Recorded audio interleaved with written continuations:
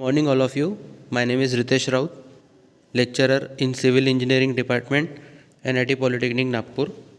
Our subject name is Rural Development and subject code is 22505.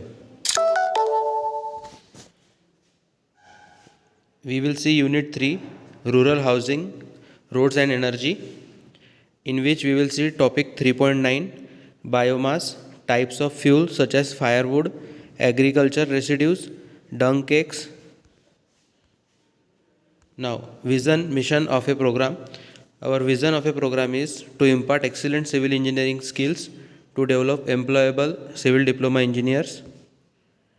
Mission of the department is imparting the modern technical skills as per the requirement of the industry to improve employability, to develop social and environmental responsible civil engineers, effective implementation of teaching learning process to benefit students. There is learning outcome, in which course outcome is suggest the relevant government scheme for construction of roads, housing and energy conservation.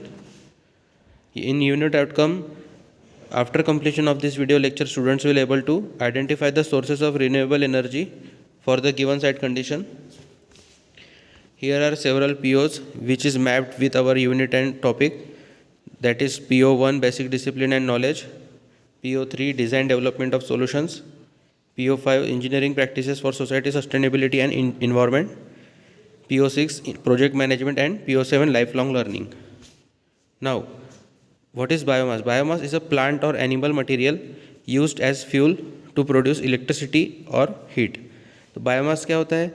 ये जैसे हम plant होते हैं, ठीक है, जैसे agricultural waste होता है जिसमें क्या होता है, धान की कटाई हो जाती है, उसमें राइस व्हीट हस्क होता है, ठीक है, तो वो हस्क वेस्ट हो जाता है, तो उस वेस्ट को हम अगर यूज़ करते हैं एज अ फ्यूल तो ये हम बायोमास में कंसिडर करेंगे, ठीक है. And examples are wood, energy crops and waste from forest yards और फार्म्स. जैसे जो वेस्ट होता है, जैसे हमारे घर से भी वेस्ट निकलता है जिसमें सब्जी होती है, ठीक है, पेपर्स होते हैं, प्लास्टिक होता है, ग्लास होता है, मेटल होता है, इन सारे तरीके के वेस्ट होते हैं. उसके बाद फार्म्स हो गए, खेती बाड़ी में जो पूरा वेस्ट निकलता है after cutting of crops, rice wheat soybean husk, soybean काटने छटाई करने के बाद में जो बचता है, ठीक है, तो उन सारी चीज़ों से अगर हम इलेक्ट्रिसिटी प्रोड्यूस करते हैं, उसका यूज़ करते हुए उसको जला के उसको प्रोसेस करके, तो फिर ये सब बायोमास में कंसिडर होता है. फॉरेस्ट वेस्ट में आता है, लीव्स आती है, ब्रांचेस आती है, ट्रीज़ आते हैं, जंगल होता है, जंगल में भी वेस्ट होता है, ठीक है, जो पतझड़ के पत्ते झड़ते हैं या फिर जो ब्रांचेस टूट जाते हैं. Types of biomass include agricultural residue, crop residue include all sorts of agricultural waste such as straws, बगासेस.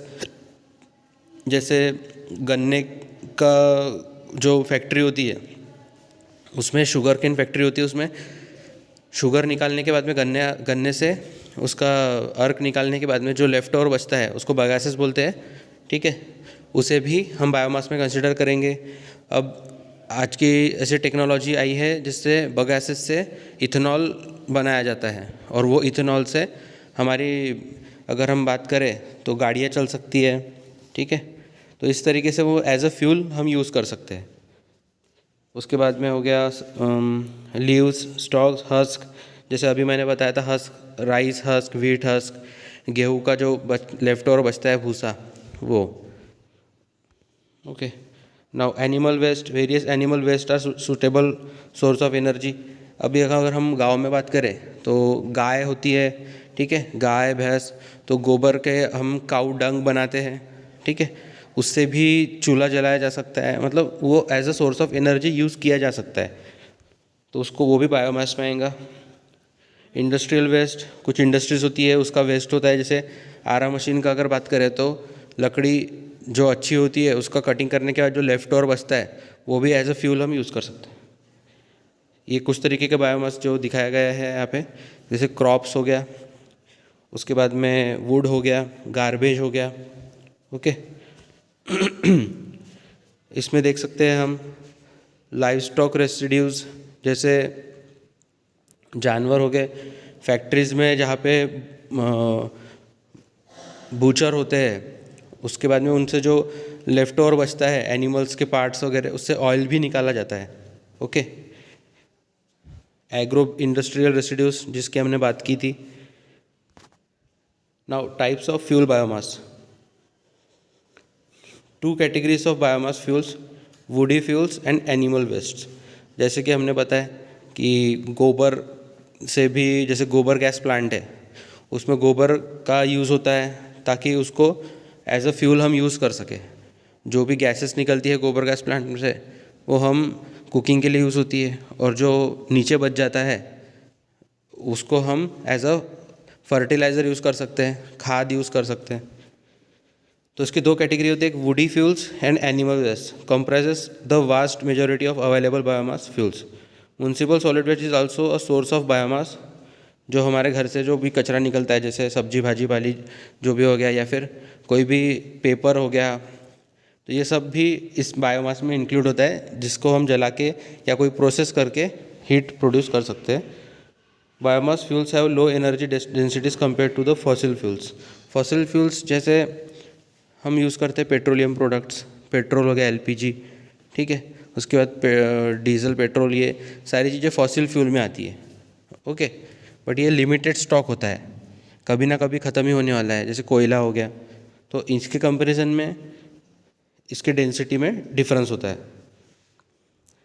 तो फॉसिल फ्यूल इफ़िशिएंटली जलता है और कम लगता है, और उसका कंपेयर हम बायोमास से करें तो ये ज़्यादा लगता है, और वो कम, इसमें ज़्यादा अच्छी एनर्जी देता है, तो इसमें ज़्यादा अमाउंट में उतनी एनर्जी के लिए ज़्यादा अमाउंट लगता है बायोमास के लिए।